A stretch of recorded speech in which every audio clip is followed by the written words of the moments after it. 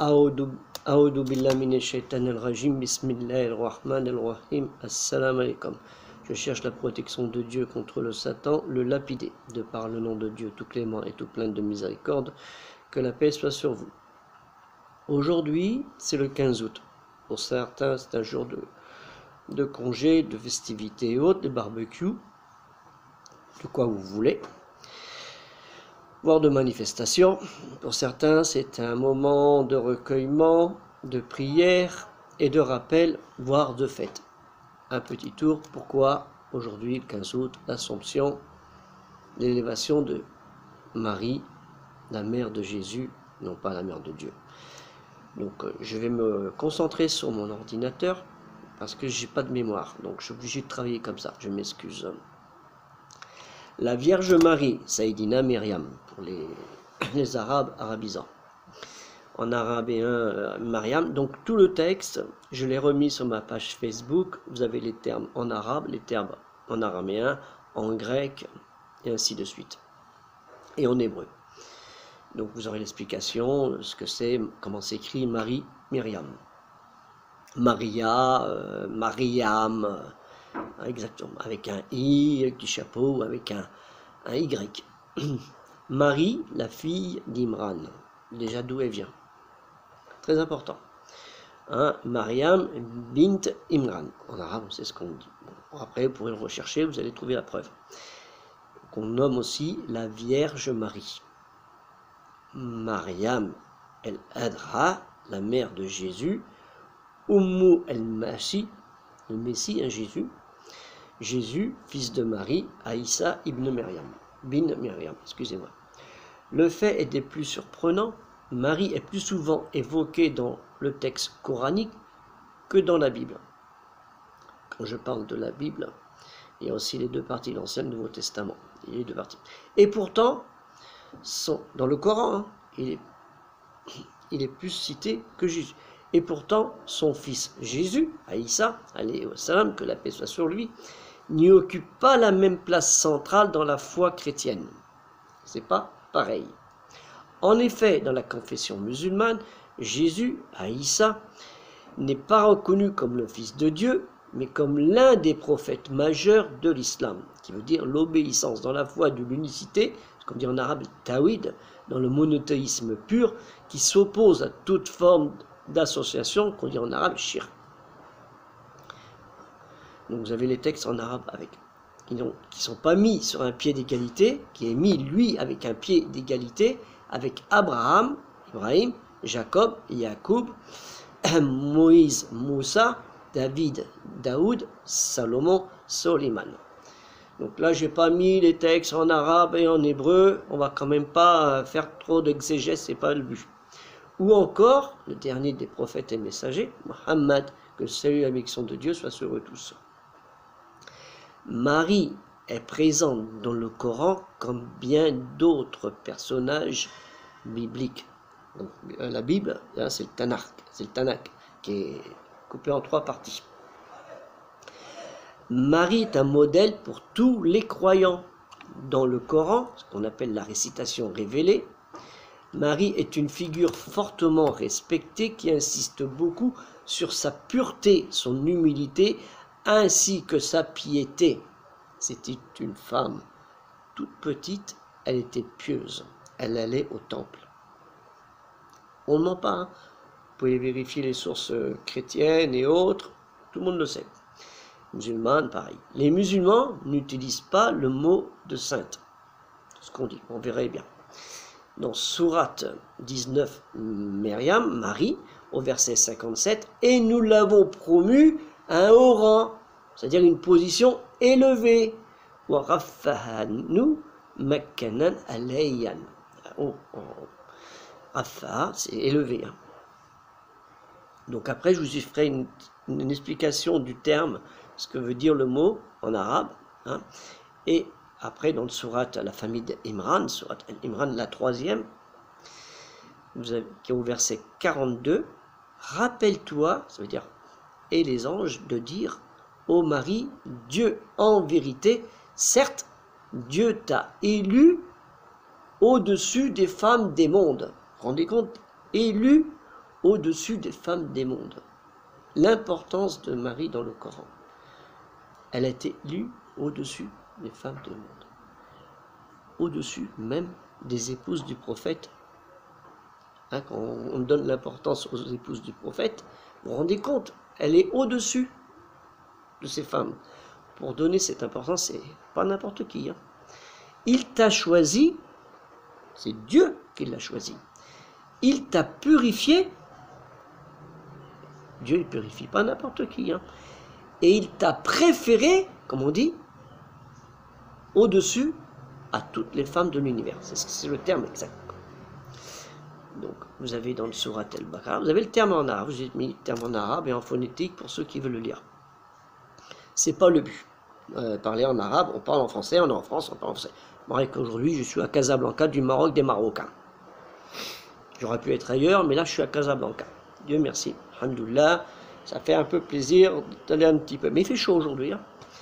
Donc, et dans le Surat al-Baqarah, la vache, verset 253, ces prophètes entre lesquels nous avons établi une certaine hiérarchie, Dieu a parlé, ça veut dire, et il a élevé à certains d'eux, à d'autres, il a accordé un rang privilégié. C'est pas n'importe qui. À Jésus, à Isa alayhi wa salam, fils de Marie, nous avons donné des preuves évidentes, ça veut dire les profonds miracles. Et nous l'avons assisté, vous voyez, assisté, ça veut dire soutenu par l'esprit de sainteté. Donc là, je vous ai mis le texte entier en arabe, et je vous ai mis en phonétique entièrement en arabe, avec les notes hein, du terme âme, esprit, psyché, et tout ça. Et je vous ai mis le terme aussi en hébreu. On ne va pas faire de jaloux. Et le code aussi, pareil, hein, sainteté. Et je vous ai mis kadosh en hébreu. Donc je vous ai mis pour ne pas faire de jaloux. Comme ça, tout le monde a sa dose. Les églises, maintenant, on va y aller là, sur le sujet là. Parce que c'est l'Assomption pour les catholiques, les chrétiens, les orthodoxes, etc. etc. Les églises catholiques et orthodoxes accordent une place essentielle à Marie, qu'elles appellent Marie de Nazareth. Marie de Nazareth. Oui, c'est pas Marie de Bethléem.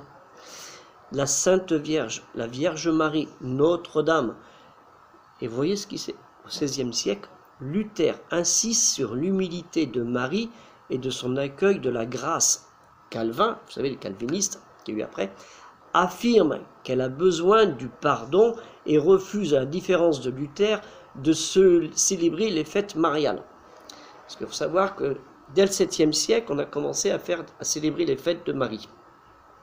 Pas au début, à l'aube, hein, on va dire 7e siècle, 4e, 6e, mais plutôt le 7e siècle. Ce qui est l'avènement de la révélation coranique. Pas une coïncidence. Hein. Donc, il n'accepte pas, donc Calvin, il n'accepte pas l'appellation de Mère de Dieu, Mater Dei. Il récuse aussi le titre de Reine du ciel, parce que les catholiques utilisent beaucoup ce terme-là. Reine du siècle, Mère de Dieu. La Mère du ciel, c'est Regina Caelei. En se référant dans la Bible hébraïque, il se réfère à la Bible, hein, à Tanakh, Gevira, si vous voulez, le be, ça se prononce. Hein, en féminin, Gevir, bir signifie Seigneur, Maître, Souverain, de Gabar, grossir, s'élever. Grosse, solide, fortifiée. C'est un titre qu'on attribue plusieurs fois aux reines-mères de l'État du royaume d'Israël et de Juda. Parce qu'il y avait le royaume d'Israël et le royaume de Juda. C'est les enfants d'Israël, ils ont fait chacun leur petite sauce, il ne faut pas l'oublier. Ils se sont toujours divisés et c'est toujours pareil. Donc le mot l'Assomption, elle célèbre l'élévation, comme on vous l'a expliqué dans les versets du Coran, dans le ciel de la mère de Jésus et non pas de la mère de Dieu. C'est une pratique par l'église de Rome, hein, de l'église de Rome, parce qu'il y a eu plusieurs églises. Hein, il y a Rome, il y a Constantinople, Antioche, enfin bref, Alexandrie, hein, dans les premiers siècles du christianisme. Autrement dit, ça veut dire monter au ciel, ça m'a aussi. Au terme de sa vie terrestre, elle est montée au ciel. On a la conformité dans la révélation du Coran, la récitation révélée. Donc en latin, il dit dormition. Dans la tradition orientale du latin, dormitio, qui veut dire sommeil, sommeil éternel, mort. Hein, et du grec ancien, Kohémésis, la mort, la résurrection. Parce qu'en fait, la mort est une résurrection. Pour le croyant, hein. Il y en a, il se dit non, moi je vais être bouffé par les asticots, puis ça fit, basta, je profite de cette vie comme ça, après, je sais pas ce que je vais devenir. C'est leur problème, tant pis pour eux. Donc l'entrée, la mort, la raison, l'entrée au ciel est le couronnement de la bienheureuse Vierge Marie. Bienheureuse Vierge Marie. Ne l'oublions pas ça.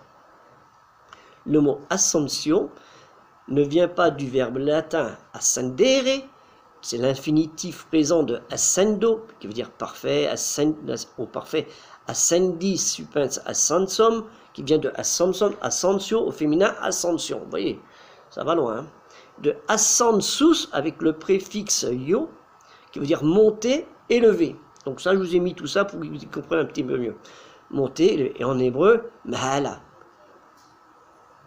Donc c'est de dire le degré élevé, partir, monter, demeure, mais la demeure dans les cieux, c'est pas la demeure chez le cousin. Hein. Donc en arabe le plus haut, Al-Layyan, qui a donné ascension, mais d'assumere à l'infinitif assumo et au parfait assomsi, somto, assomton, assumer, enlever, prendre, engager. L'étymologie souligne l'initiative divine. Marie ne s'élève pas toute seule vers le ciel, c'est Dieu qui fait le choix de l'assumer, corps et âme, en le réunissant à son Fils, sans attendre la résurrection finale. Tant elle a su s'unir corps et âme à lui dès sa vie terrestre. Au VIe siècle, l'empereur byzantin Maurice instaure la fête du Dormition, de la Vierge Marie. Vous voyez, ça, dès le VIe siècle, ça a pris du temps. Hein. Chaque année, à la date du 15 août, semble-t-il, pour commémorer l'inauguration d'une église dédiée à la Vierge Marie, montée au ciel. La fête est introduite officiellement en Occident sous l'influence du pape Théodore au 7e siècle, période de la révélation divine au prophète Mohammed, et prend le nom d'Assomption à partir du siècle suivant. Elle est citée sous le nom en 813 par le concile de Mayence parmi les fêtes d'obligation. Mais pour la plupart, ce jour férié reste l'occasion rêvée d'organiser le barbecue en famille et entre amis. Ce jour, c'est un rappel et non une fête de l'élévation de la bienheureuse Marie, mère de Jésus, Myriam et Issa. Ce moment est commémoré par l'unité chrétienne dans son ensemble, catholique, protestante, orthodoxe, christianiste oriental. Le christianisme oriental, c'est quand même 300 millions de fidèles. Hein, en arabe, on lui donne le nom honorifique de Saïdina Myriam. Voilà, je voulais faire bref, clair, mais bon, si je me suis mal expliqué en français, excuse-moi mon frère, ma soeur. Tu as tout ce que je vais te présenter sur soit ma page Facebook, et je vais remettre quand je reviendrai en France sur la page YouTube, parce qu'avec mon téléphone, j'ai du mal à le faire. Donc déjà, vous avez ça. Alhamdoulilah. J'espère, Inch'Allah, que vous tiendrez compte de cela. N'oubliez pas, aujourd'hui, c'est pas une fête, c'est juste un rappel. Et Dieu, le Coran, c'est un rappel. Donc, rappelons-nous cet événement. Salam alaikum. Que le salut et la paix de Dieu soient sur vous tous.